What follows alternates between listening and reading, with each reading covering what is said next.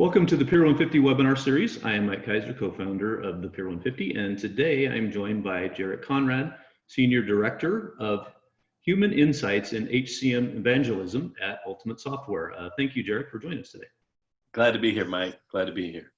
Before we get started, I would like to take a moment to thank Ultimate Software for their participation in this webinar series, but also their partnership in the Peer 150 group. You know, when the pandemic first impacted organizations and the stay-at-home order hit, you know, us at the Peer 150 thought, you know, how can we help connect our community? And, you know, obviously this is a small way that we can do that, but Ultimate Software and also the Peer 150 members have been fantastic in supporting this initiative. So again, thank you, Ultimate Software. And Peer 150 members, if you have some topics that you would like to have us cover, or you'd like to be part of a panelist, please contact Cal Kaiser and he can get you set up with that. Finally, a quick note on the Zoom platform. If you'd like to participate, please use the Q&A section. You can type in your question. If there's a question that you see that you would like answered, you know, please go ahead and upvote that and I will incorporate that into the conversation as we go along. So Jarek, thank you again for joining us. And if you could just kind of start out and just introduce yourself and give us a little bit of your background. Will do. Thanks a lot, Mike. So I am Jarek Conrad. I'm at Ultimate Software. We have this new title. We have a new department here around human insights and HCM evangelism. Really my job at Ultimate is to think about, you know, what the worker of the future looks like, what the workplace of the future looks like. How can we make our future organizations more hospitable to people, more balanced, more open, more inclusive, where people can give their best contributions. I have an HR background, so I'm an HR professional by trade. I spent 20 years in HR. I went and did my graduate work specifically to focus on HR. And so we'll be talking about, you know, what HR people can do to further this whole notion of you know, making our workplaces more human. But I've worked in corporate environments and Fortune 500 companies. I've worked in nonprofit groups. I've worked in cities. I ran HR for the city of Jacksonville. So I have this weird combination of experiences, but all of it really has been in the HR world. So, you know, to get the conversation started, I know that when we talked earlier, you know, the pandemic hit and people were thrust into this different environment. But it's your contention that, you know, what we were doing even before the pandemic was unsustainable. Can you talk a little bit about kind of what you saw there and why you thought that? Yeah, it's fascinating. So this whole notion of Search of Humanity, I'm working on a book to really delve into these issues. And I started that book project before the pandemic. And it's like now with the pandemic, everything I talked about that I'm talking about in the book is really being accelerated. It's like I knew this stuff was important, but now, you know, it's pretty obvious that some of these things are important. When you think about, for instance, one of the things I really focus on is what we do with our most vulnerable citizens and how for our most vulnerable people, in some ways, we don't necessarily treat them as human beings, or at least as equal human beings to the rest of us. And we've seen that play out in this pandemic, right? Who is bearing the brunt of this the most? Who is getting sick more often at a higher rate? Who's dying at a higher rate? You know, it's people who are already vulnerable, in many ways already on the margins, in some ways already cast aside by society. And it's really a reflection of us that we allow that to happen. Hopefully the spotlight that we're putting on some of these challenges through this whole pandemic process, hopefully that can be one positive outcome of having gone through this. I would hate to go through this and then go back to the way we were doing things and then deal with something like this at another time. So, you know, one of the key aspects is the way we treated our most vulnerable people. And why do you think that, you know, and I know we're talking about a society thing, and there's probably a lot of, you know, pieces to it, but why do you think that is? Why do you think that those people are sort of cast to the side and not, you know, listened to maybe, or, you know, their issues aren't addressed? Yeah, oftentimes it gets back to our tribal nature. They're not in our tribe. So much of what makes us who we are today, we still hold on to, those traits, those characteristics that were so important for our survival back on the African savannah, And so many of the ways our brains got shaped and formed in order to ensure our survival are the same things that threaten our future, ironically. For instance, we know that the fundamental purpose for any species, including human beings, is really survival, both my immediate survival and the survival of the species. And therefore, we have to be particularly acute to understanding what threats are. We got this fight or flight response. I got to be able to sense threats at an emotional level. I got to be able to sense threats before I can even process what that threat is. And I have to act on these emotions in order to save my life, right? This tiger is chasing me in the savannah. I don't have time to think about, well, how fast is he going? Is that the same tiger I saw last week? And if I got to just run. And later on, we're like, well, what just happened, right? Your instincts kicked in. Well, that's a valuable, brain kind of a process that we hold on to because, we still might be sometimes in a dangerous situation. So we're sitting inside of an office building when we can get back in office buildings and the alarms go off. That same mechanism kicks in, gives us adrenaline so we can go and try and get out of harm's way. So we need that, right? And it happens under the surface. We don't at a conscious level say, brain, the alarms are going off. Maybe there's some danger. How about sending a signal to my heart to make it beat fast so that I can have, that doesn't happen, right? It goes automatically, boom. Well, similarly, we can be in an office environment or right now in our home office environments and we get an email and we read into this email something that was negative about us, right? Those same mechanisms kick in, right? I'm being threatened in some way and then emotions take over and then we respond sometimes in ways that we have to go back and apologize. So for me, it's about trying to understand why we process the information the way we do, why we fall into some of these predictable traps, predictable conflicts, particularly across different groups in the workplace and society. And then if I understand that root cause, now I can start to prepare and develop interventions to get us where I hope we can be.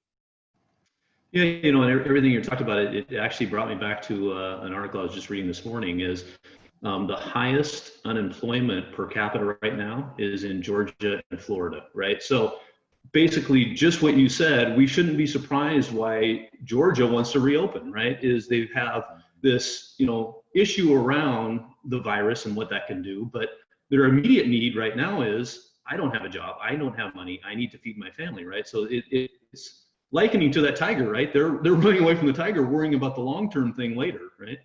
It is absolutely what drives us. And the scary thing about it, Mike, well, there are two scary things about it. Well, at least two scary things about it. One is that it happens at that subconscious level, that oftentimes we react in ways we have not really processed it. It's kind of an automatic thing. We don't know how emotions are affecting our decisions, right? We believe that all of our decisions are rational. So even, when to go back to the office and all that, we think that we're basing it all on rational factors. And oftentimes these are emotional drivers that they get at it. Like my identity is tied up into work, sometimes. So even people who their paychecks are being protected now, lucky folks that don't have an impact financially, there's still this emotional desire to get back to normalcy, right? So there's that underlying aspect of it that's really scary for people. The other frightening that was I just lost my thought. We talked about the fact that it was that this thing is scary. The other thing about it that's really scary is the long-term implications. So we make these short-term decisions based on our perceived threats, the perceived threats that are out there. They may not be threats in reality, but perception matters. So these might not be real threats or perceived threats. We act upon those, and then we're short-term driven. So we don't oftentimes think about the long term. And I'm not here to give advice about when to open up, when not to open up. But I know if I have customers who are regular customers, does it behoove me to open up, get my regular customers sick, and my regular customers are not coming anymore? Is that a bigger long-term threat to my survival as a business? I don't know. These are questions that individual organizations are going to have to go through. Yeah, that kind of leads to, again, getting your thoughts around, putting these, the fringe at the center, right? And talking about how you listen to their voice, so for example, you're opening up your office and you have a contingency that says, oh, this pandemic's overblown, I'm coming in tomorrow, and everybody should come in tomorrow. And then you have a contingency that is, concerned about their health, right? So you've got different perceptions, different variables that people are making decisions on, yet as a leader in an organization, you have to deal with that. Do you have any advice as to listening to the majority sometimes isn't the right thing to do? Accommodating the minority sometimes is not the right thing to do. Do you have any advice on how to handle that situation? Yeah, really, it's the same advice that I would use when approaching any conflict, right? It is trying to understand what the root causes are. And so I'm trying to get to know the people who work for me to such a degree that I understand where they're coming from. I understand what's going on under the surface. And I might be able to address that, maybe not even in the way that they're asking, right? But if I understand what the root cause is, I might be able to deal with that, to adjust for that, to account for that, to satisfy that in a way that's beneficial for all. And so, just oftentimes, the conflicts that we have as human beings, a lot of the stuff that we deal with is superficial things. That the disagreements that we get in they're oftentimes very superficial, and they're based on assumptions because we don't communicate well, we don't listen as much as we probably should, and we don't. When I say listen, I'm not only saying listen with your ears. I'm saying listen with your eyes. Be attuned to what's going on, so you at least know that you're addressing the appropriate concern. And then try and be as flexible as you can. If it's one thing that organizations should take from this, is that, flexibility is a premium, right? Organizations that can be adaptable, people who can be adaptable, they're going to have a higher likelihood of winning, both in the short term as we try to transition and get into, whatever this new normal is going to be. And then obviously in the long term, because we're dealing with this global pandemic, and hopefully we don't have anything this catastrophic that we have to deal with in our lifetimes, but there will be other challenges. There will be challenges that affect our country. There'll be challenges that affect your industry. There'll be challenges that affect your business. There'll be challenges that affect your work group. Those who are adaptable and flexible and can kind of figure out how do I problem solve in this different context, those are the folks that are going to come out ahead. And we talked a lot about, you've got these vulnerable fringe people that are out there that sometimes are overlooked and put to the side. But putting those people into the center and helping them either transition to being part of the narrative, what's some good ways to do that? Because a lot of times those thoughts and opinions are really fear-based and very reactionary, right? And you might want to try to help them look at the long term. But again, in the example of Georgia, you've got people that I just want to work tomorrow. I don't know what's going to happen 2 months from now. How do you help people? How do you deliver that message to where you're understanding what they're talking about and you support their immediate need? They have one, it's real, but get them to look beyond that. Yeah. I think let's talk a little bit about when I'm talking about vulnerable populations, just, for example, I think we have to step back and try to understand how people got into these vulnerable situations in the first place. And oftentimes what we do, if they're people with disabilities, or if they're people who are, chronically poor, chronically unemployed, the vulnerable population in the United States, I include underrepresented groups like women in some industries and some job types. I include people of color, Black and brown people. I include people who are part of the LGBT, community, just underrepresented, folks. Oftentimes I try to understand, okay, well, what created, these vulnerabilities? Where do these stereotypes come from? Where do these judgments that we make about people coming from? If we're talking about the homeless population, helping people understand how many people in that population got to that place in the first place kind of restores some humanity. You get to know people's backgrounds and the fact that, wait a minute, those people at one point, they weren't much different from me. We may not be that different after all. So empathy is critically important. If we can use empathy as a filter to try to understand, these different groups, where they're coming from, that gives us a shot. When I talk about the fact that these people were vulnerable before this pandemic, you think about a group like, neurodiverse people with autism. I mean, there are some statistics that say, upwards of 80% of people who have college degrees who have autism are unemployed. They were unemployed before the pandemic. And so how, as a business, can I start to be more flexible and understand we have people who have talent? These folks graduated college, they have some intelligence, they have talent. How might I incorporate them in the workforce, maybe in a different way? But there has to be some jobs that these folks would be tremendous in terms of making a contribution to our organization.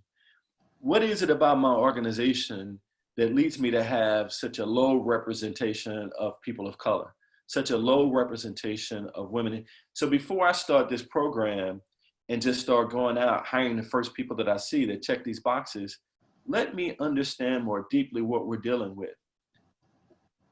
And it's stuff like this. And I used to do some diversity consulting, and I would go in organizations and they want to do diversity training. And I would say, look, we need to start with understanding the societal factors that led us to the point that around the vicinity of your office, there are a lot of poor people. And in this particular community, there are a lot of poor Black and brown people. We need to understand what that dynamic was, what produced this, from a historical standpoint, before we start to figure out how to dismantle it in our workplace. And they was, that's society stuff. We don't, that doesn't affect, we got to figure out what goes on in our walls. If I got to go to work every day and I see people and they're struggling and they look a certain way, I gotta be a remarkably gifted human being not to start to form some stereotypes about the people that I'm seeing, right? The brain will start to try and answer these questions for you. But if I learn that there were legislative decisions, if I learn that there were broad employment decisions, if I learn that there were structural causes that produce the communities that we have, again, now I can be more empathetic and understanding why people are experiencing what they do. So when I institute some diversity and inclusion initiative in my organization to increase the number of people of color working for me, I do that from a different standpoint now, right? I don't think of this as a handout, as a gift, as dropping standards and all that stuff that people are afraid of. I have a whole different mindset if I can understand, the broader dynamics at play. So with all those people, Mike, I think it's always trying to reach people where they are and trying to unite them around some kind of common goal. And I think you have a chance to get them on board if you can do that. Yeah, and I think, I kind of want to ask you a little bit about maybe a bigger, more global question is, you've talked a lot about it's kind of a class struggle, right? We have that class struggle out in society right now. I'd just be interested in hearing your thoughts about how we got there. It feels like it's a bigger gap than it used to be. It feels like there's a bigger disparity, between the wealthy and the poor and the struggling and all those things. How did we get here? And then, you alluded to it a little bit, but what are some ways that an HR executive, that might be listening can, start to understand it and start to create programs that address some of those problems? Yeah, so this is definitely a big one, and I'll have lots of pages in that book devoted to this. But yeah, I guess the first shortcut answer I have is, if we wanted to design a system that you had, which we have now, the top 1% of wealth holders in the United States have more wealth than the bottom 90% combined. If you want to create that kind of system, you'd have to do what we've already done, right? We have created this system. Wealth breeds wealth, right? If I have wealth, I can take more risk, I can invest in things, I can secure resources, I can, wealth builds wealth. Poverty breeds poverty. If I'm start off poor, I'm less likely to have access to resources that can increase the likelihood that I can get out. I mean, it's really easy to see how this thing starts to build exponentially, right? I think people need a history lesson. So oftentimes when I go in and I'm talking to organizations, again, if I'm talking about this issue of diversity and inclusion, I bring in a lot of historical factors that people just didn't know about. I talk about things like the GI Bill after World War II, and how the GI Bill really systemically created haves and have-nots across racial lines, and redlining that resulted from the GI Bill, the ability for people to access property, and for that property to appreciate and to be a source of wealth when another group didn't have that same kind of access to certain neighborhoods, just particularly, specifically because of the color of their skin. Like these are uncontroversial, like you can't argue that these things actually happen. You'd be surprised when you go in the workplace, a lot of people are just unaware that these things have happened. Part of it, we just didn't learn it because it wasn't in our textbooks, right? Anything that didn't show America in the most positive light oftentimes might not have been presented in textbooks. There's a national debate now around K through 12 about telling the quote unquote truth, and how to go back and look at our textbooks to make sure that we're reflecting history as it actually happened. It's unfortunate, but today, for me, sometimes it's having conversations with adults in the workplace about stuff that we should have learned K through 12 that really changes their understanding of why it is we're dealing with some of the challenges that we're dealing with now. So I would encourage, people, you can't just start with where we are now and how we move forward.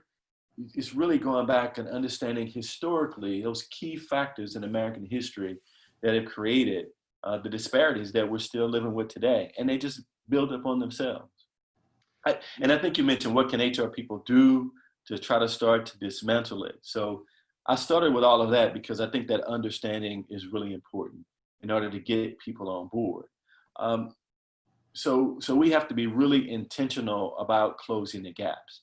That means, for instance, maybe we do need to reach into K through 12 more and help supplement what's going on there, start to build relationships with young people in these underrepresented groups at an earlier age, so that they can have something to shoot for.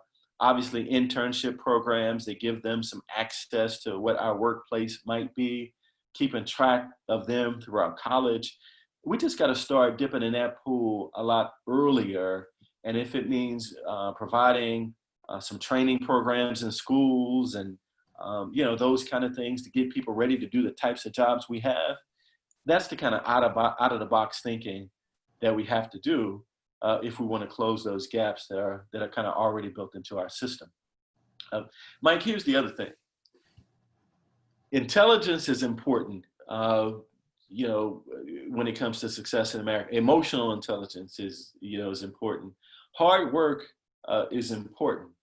Having talent, unique talent, is important. All these are key drivers to success. But statistically, the biggest driver of success in America is luck. I know this meritocracy thing, it feels so good and emotionally, but look, the situation that you were born into, the zip code you were born into, tells us almost everything we need to know about you. And unfortunately, so much of what we will know about your future.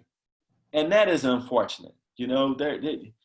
There's something that is not human, about that, right? I'm born into a situation, and outliers, right? The extraordinary people who are born into this type of situation will make it, but regular, hardworking people, with the odds stacked so far against you, statistically, is going to be tough. Yeah, I agree with you. I think lots of times the exception is the rule, right? So you hear the rags to riches story, That's right. the guy that didn't go to high school, made it on hard work and determination. But, when you really listen to those stories, there's a lot of luck and a lot of people and a lot of things that just lined up that caused that to happen, right? And I think, not to go too far into this, but just, your thoughts around that class struggle and the rags to riches stories that maybe are, 1 in a million type chance.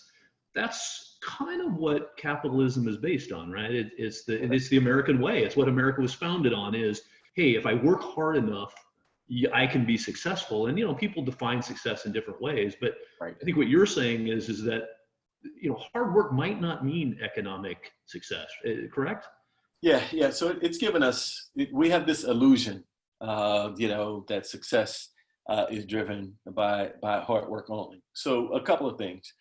The reason that these rags to riches stories are the stuff of legend, the reason that we make movies about them is because they don't happen that often. If it were very common, it wouldn't be, a movie, right? So there's a reason that it doesn't happen very often. And one of the reasons we latch onto these stories is that they inspire us, man. They capture our emotions. What these stories do is tell us what's possible. And I think anything is possible in America. I really do. You can be born in the most dire situation and you might be an extraordinary success. That is absolutely possible, but it is not probable. And we can't live our lives based on possibilities. We can't run our organizations based on possibility. You don't make business decisions, right? You don't invest money in business based on possibilities. You do everything you can to increase the probability, the likelihood of success. And so we latch on to these outliers and we say, well, if that person could, everybody could. It's possible. It's not probable. What's probably going to happen is what happened to 98% of the people from that situation. I mean, it's pretty obvious. In math, you're doing a math equation and you got a scatter plot, you got all these dots in here, and you got one dot way over here. This is an outlier. It doesn't really inform what's going on here. You don't even think about it, right? You focus your energies here because this is what the story is. In math, we do that. In real life, we latch on to that outlier because it makes us feel good. And this is how politicians do it, right? They come in, this is, you're in Oregon now, right? Right. This wonderful state, Oregon, the American dream is alive and well in Oregon. Look at Mike. Mike started his own company. He's able to bring all these people together. It shows ingenuity and hard work. All you have to do is work. What he didn't mention is there were 2,000 other people who tried to start companies like yours and it didn't work out, right? So you were able to make it. They leave that part out of the equation. We have to do everything we can if we say we want a fair and just society. Now, if you're fine with the way things are, okay. I'm not saying you have to do anything, right?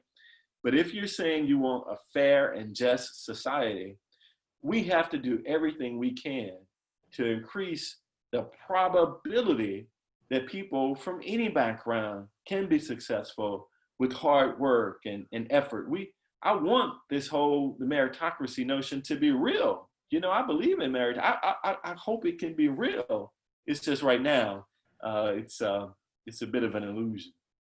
Yeah, and I think you made a good point that I was going to bring up is that there is that outlier that causes people to have motivation, right? It's like, I can be that. It's like when you're a kid and you want to be an NBA athlete, right? What are the odds? Not very good, but you have that in your head, and it causes you potentially to work harder and keep chugging away, because that's your, in a sense, a dream, right? And I think those stories that we have are a piece of the motivation. But when you get to reality, and so say like I've got people that I'm bringing into my organization, and I'm trying to give them a sense of reality about what they can accomplish within my organization, what their career path is, versus and what the reality is, right? Versus keeping them motivated to keep them to keep striving for that next step and striving to be better. What are your thoughts around that balance of reality, a sense of reality of what's really likely versus what's possible? Yeah. So I think in your organization, you really have to try and create this meritocracy in the best way you can, right? That means you can't have systems and structures in place that hold back certain people, particularly based on some kind of characteristic, some kind of demographic characteristic or personality style or whatever it is, right? So you really are trying to create a system where contributions matter, that is fair, that success is achievable, that there is a possibility that you can be the CEO.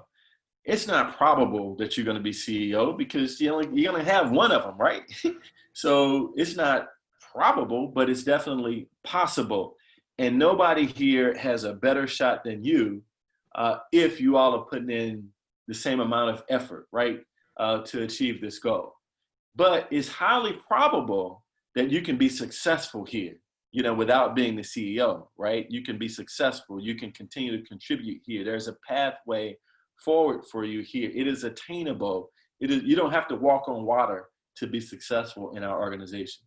I think you can have those adult conversations with people, and they'll understand that, as long as you're not saying one thing, but they see the people that are being promoted are really being promoted just because they have good relationships with you, or that they were the right person's cousin or uncle, or they happen to be the right height, or they happen to be the right skin color, or they happen to like, worship the same God, or whatever it is, right? You just have to be honest, and people have to see that play out. They have to see people who are like them get opportunities and succeed, because that's their proof that they're not these real and artificial barriers in place for them.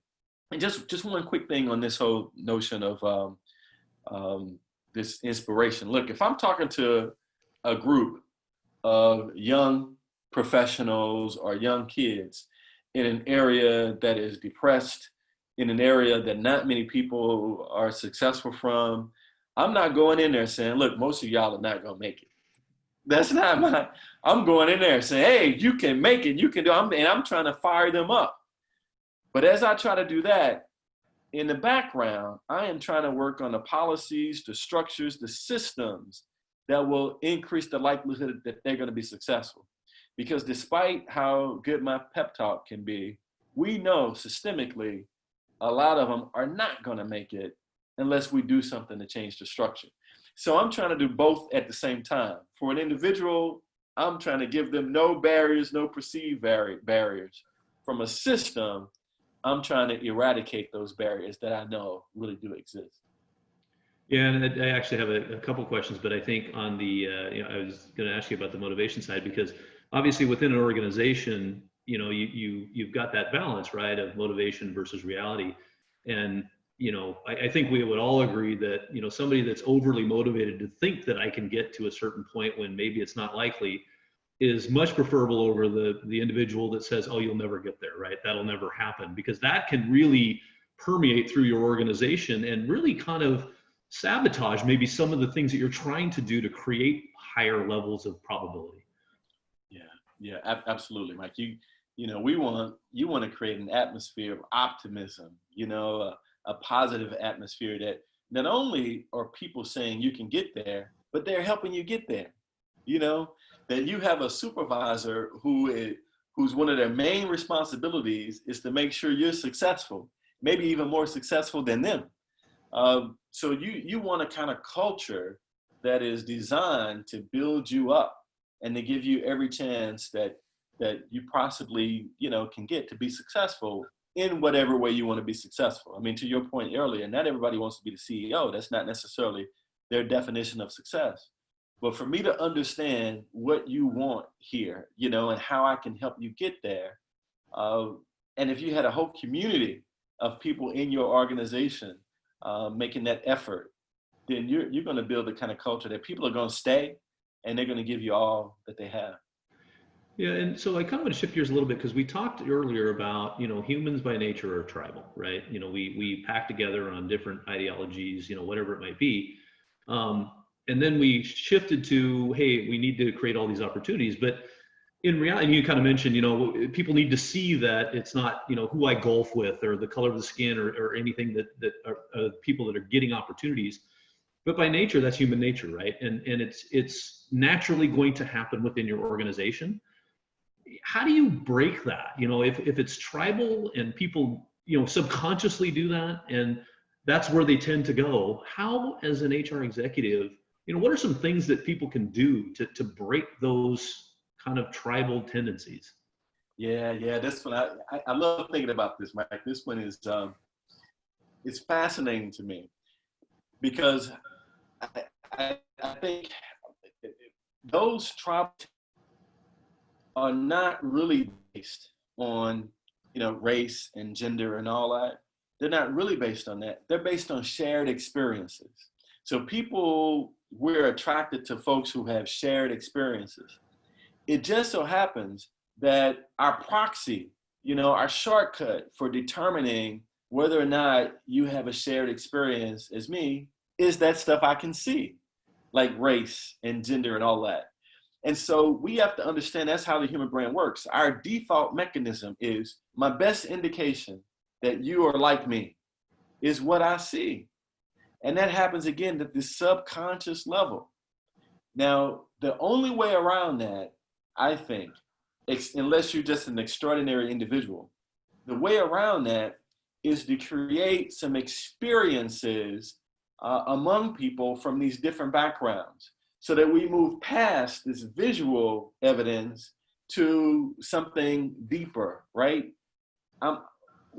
Once I know you, once I have a relationship with you, my brain is not relying on that default mechanism.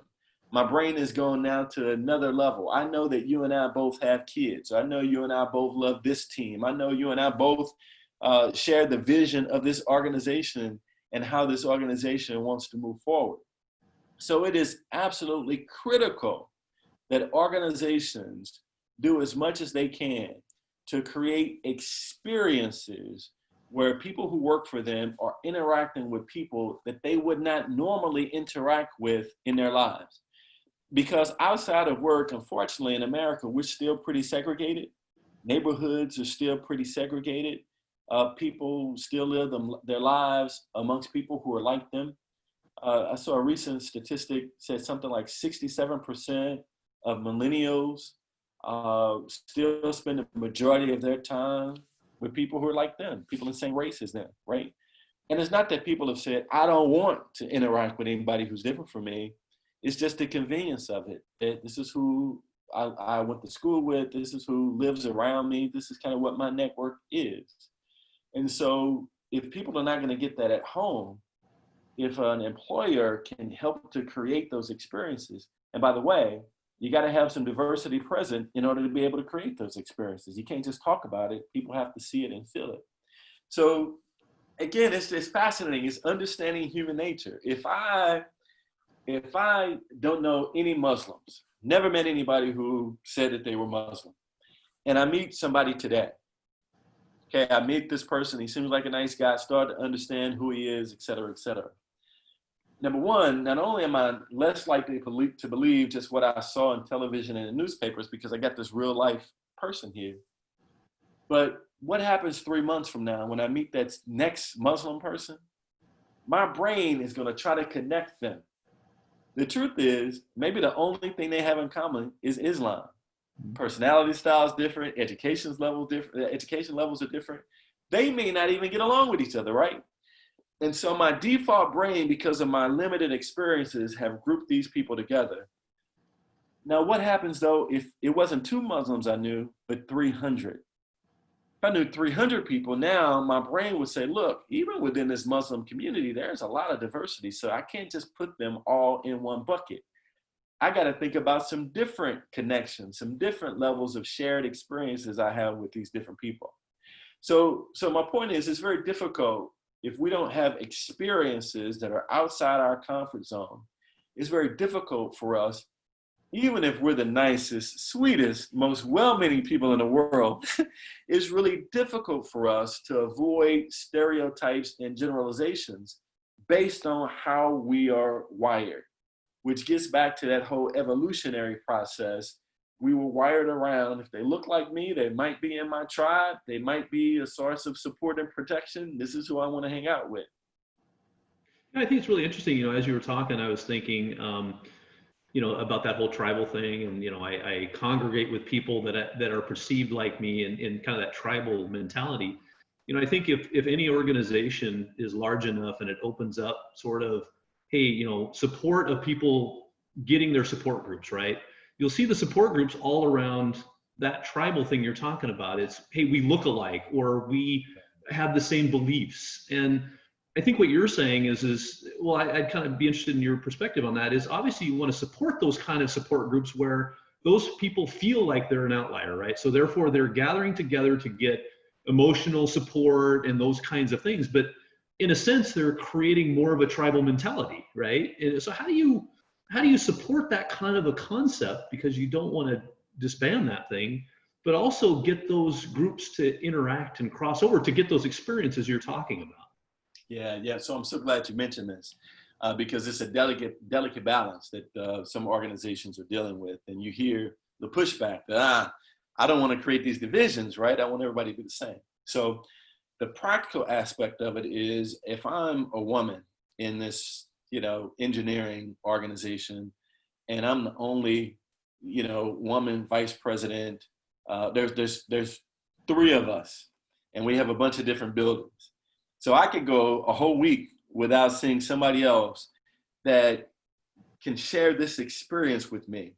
So it doesn't happen naturally. So the organization helps create a mechanism for us to get together, for us to talk about issues that might be unique to us. As a woman engineer, here are some things that I face that maybe some men engineers don't.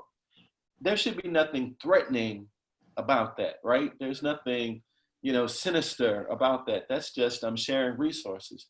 That's no different than being a member of a professional organization. Let's say you work for company X, and you are a member of some professional organization that's unique to your technical background. The other people around you don't have a technical background. What do? You go to conferences. What do you hold? HR events? Because HR people need to be together to talk about issues that are unique to HR. Does that mean there's something threatening against the accountants? Is that something threatening against the marketing people? And no, it's the same kind of thing. That shared experience is HR. In an organization, that shared experience was a woman being in an engineering group where there are few of us, right? So that's one thing. Here's the other. Can I ask you a follow-up question just on that example? Sure. What if, like, say you had the women that were getting together and you had a male that came in and said, I want to be part of your organization because I want to learn about the issues that you're dealing with. I think some people would say, that's wonderful. And some people would say, well, no, it's not targeted for you. How do you deal with that? Yeah. So that's exactly what I was getting ready to get to. Okay. The other thing. To me, these organizations should be about the issue of women engineers, the challenges that women engineers might have. I absolutely want a supervisor of a woman engineer to be able to, eavesdrop on that conversation so I can be more aware of what's going on. Now, there might be times from a support standpoint, there might be, we just need to talk amongst ourselves for a couple of these issues to vent, but then there's these other activities that should be open for everybody. Mm-hmm. So I think allowing people a little bit of space to commiserate, to vent, to whatever it is they need to do with people who share that particular experience with them, but then having opportunities for anybody who is interested in learning more about what those challenges might be to come in and learn about those challenges. It absolutely, that should be something that can be opened up where people can get those experiences. And what's your thoughts around individuals, creating these support groups kind of tribally so that there's the interests, they kind of form organically versus an organization trying to step back and take a look at it and say, kind of going back to your concept is, hey, here's some social things that we see that within the four walls of our organization we're trying to address. And we want to set up something like this because obviously the danger of that is you set up something that nobody wants, right? The flip side is the things that people want, they may think they want that, but it may not be best for them or best for the organization or best for society. So how about the balance on that? What do you feel on that? Yeah. So I think an organization has to have a variety of resources available. And so there may be a group for African Americans, and you may have some African Americans that say, not really necessarily interested in participating, which is fine. You just want that option to be open. So I think it always has to be a collaborative process between the leadership of an organization, the employees of an organization, to talk about where those needs are. How there has to be some bottoms up part of this. That's one of the biggest benefits, by the way, of having a group like that, is to help inform leaders about what life is really like. Because we have customers like this, right? We have people in our communities like this. We have potential employees, people that we're trying to hire who are like this. And so a mechanism to help engage and inform the leadership about what's going on is one of the biggest benefits of having a group like that. So I think it should be a collaborative process where people is very open, is very transparent. And if enough employees feel like this is something that they need to do, I think absolutely there should be a mechanism for how do we establish something like this? What are the rules of engagement? Do we have a vision plan? Is there a budget associated with it? What kind of events do we hold? How is this communicated across the organization for people who don't necessarily fit into this particular demographic group? So I think it just has to be done smartly, strategically. But the base of it is understanding, from a humanities standpoint, that these are some needs that people have. We have this longing to connect with people who share those experiences. Above all, Mike, we got to have who we are as an organization. What do we value as an organization? And regardless of what the groups are, how do we all get behind this set of values, this set of norms, this set of behaviors that we feel like are appropriate for our organization and how we want to move forward? I think that's essential. Those are not, separate, those things don't have to be at odds. They can't be at odds when you're trying to move forward in an organization. Yeah, and we've got a few minutes left, and I really want to get to your thoughts around, we're obviously in a situation none of us have ever been in, and I think we're heading toward a situation or a world that is a very unknown. We have no idea what the workplace is going to look like, and even into some of the concepts we've talked about is how do groups form and how our support structure is set up and how do we move forward. Can you just talk a little bit about, I know you mentioned you got some bullet points kind of on what you see some of the things happening and maybe some of the challenges people are going to face as far as, work office space, getting back to work, people's connections. Can you talk a little bit about some of the things you see and some of the challenges that people might be facing? Yeah, absolutely. I see this as a tremendous opportunity, particularly for HR people. I think that if we do this right, we could be shifting into this golden age of HR. Because, for at least the 20 years I've been in HR, we've tried to talk about these quote unquote soft skills, things like empathy. We just talked a lot about diversity, equity, and inclusion. I mean, we've been talking about that stuff for a long time. And, sometimes it fell on deaf ears. People didn't necessarily, they thought it was soft stuff that didn't matter. We're recognizing now how impactful this stuff is, how people feel, their overall well-being, is critically important. So going back into whatever our new normal has to be, HR has got to take the lead.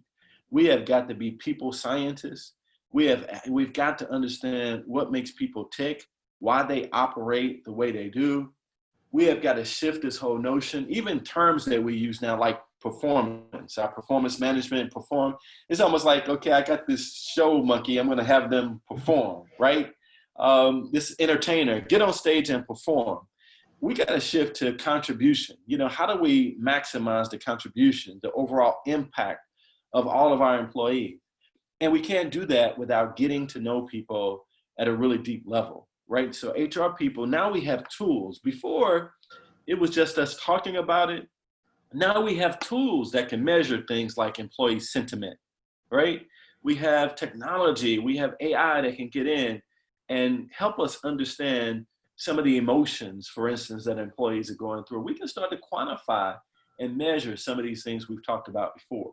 So I think if HR people can really start to understand data and how to turn this data into insights, and particularly how those insights impact how people operate, I think that's going to be really, really important. We got to understand our primary roles have to shift. This whole HR business partner versus employee advocate argument, I think, is outdated. We have to be coaches and consultants. And, you know, from a business standpoint, how do we problem solve? How do we be a trusted advisor there? From an employee standpoint, how do we coach?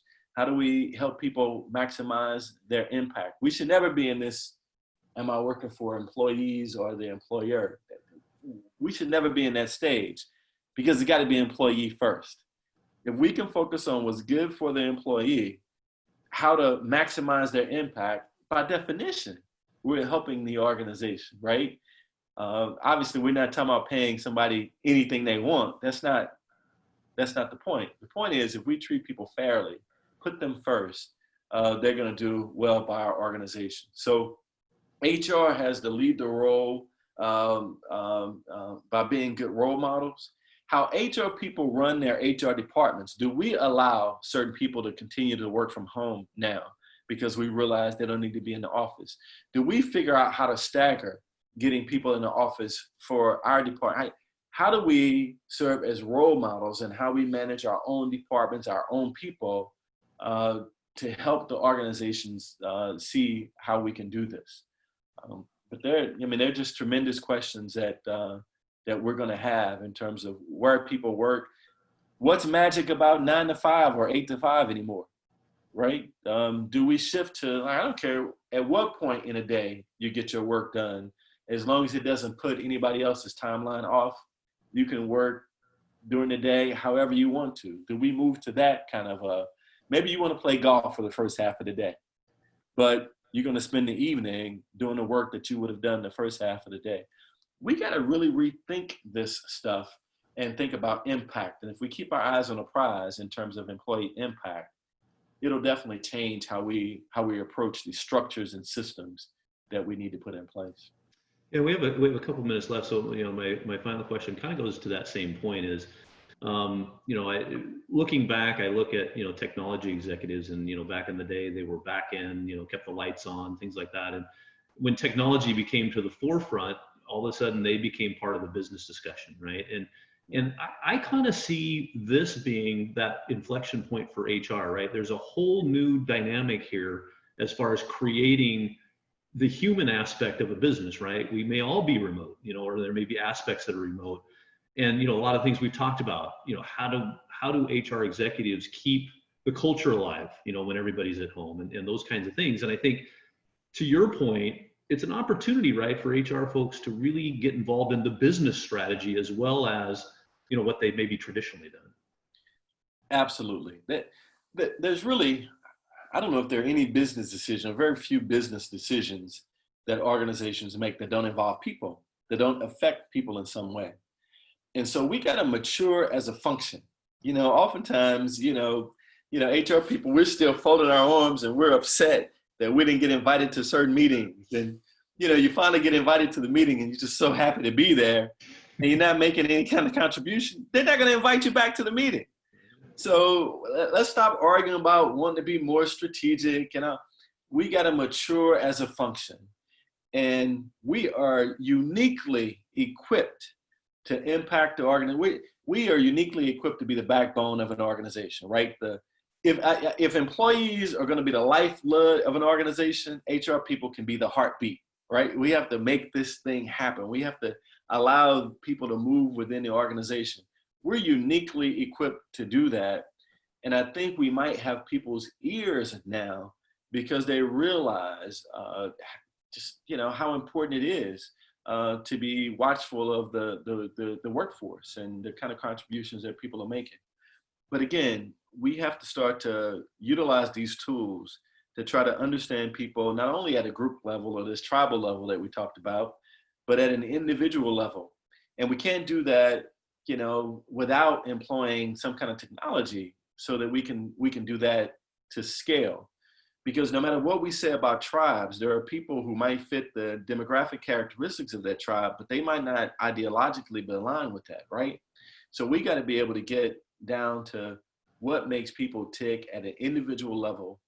What degree can I be flexible with my benefits programs, with my work hours, with my, working in-house versus remote, all these decisions that affect their lives throughout their whole journey. We have a thing at Ultimate, we talk about the life work journey.